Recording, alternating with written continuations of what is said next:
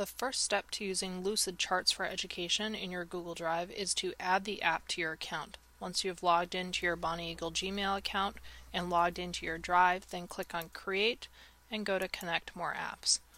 On this screen, you'll be able to find other applications that have been approved for adding into your Google Drive account. You can search in the upper right hand corner for Lucid, Lucid, and then it's Lucidchart Diagrams would be the one that I would recommend, and you can also use Lucidchart for Education.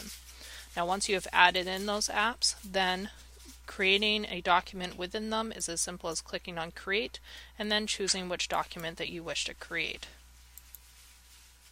Once you have added Lucidcharts to your Google Drive account, you can then click on Create and create a new Lucidchart document. Upon starting up, you'll have the option to give your document a title. On the left-hand side, once you have named your document, you will find a long list of tools that you can have access to as you create your flowchart or your Venn diagrams. So if I want to add in more shapes, I can click on more shapes on the bottom and then turn on and off the different shape types that I would like to use for my document. In the instance that I want to make a Venn diagram, I can turn on Venn diagrams, click Save, and then I will get Venn diagrams such as gradients and then solid borders to add into my document. Now, if you are using it for something like a timeline feature, then the nice thing about using flowcharts is that you can add in events through the flowchart components and then connect them. Once you get to the little crosshairs like you see here, then you can actually draw and then connect them to different points. If I want to connect it to a specific endpoint, then I can do that, and then when I move this document around or move this item around within the document, it will stay connected. So as you're reading something like, for example, Gatsby, it's a very hard book to really keep track of the sequence of events. So with this app, you'd be able to actually draw out and add in events as you read the book and as things happen. And you can color code them, change the fonts, do whatever you'd like, all within the same formatting tools that you're used to along the top.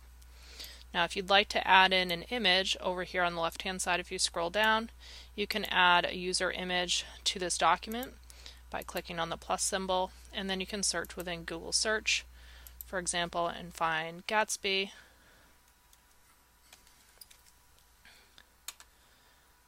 Click on the checkbox, import it, and then double click on the image to add it into your document. If you want to turn any item in your flowchart into a hyperlink to another document or to, for example, a YouTube video, you can add the item, and then at the very top under Standard you can add in this green box that you will not see in the published version, you will only see in your actual editing screen, and then you can link it to an external link and click Done.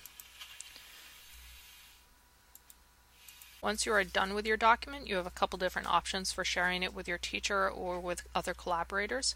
You can click on Share in the upper right hand corner and share it via an email address here that would give them the ability to edit or comment on it. Now if you're sending it to a teacher, I recommend sending it to them with the ability to comment. That way they can provide feedback for you.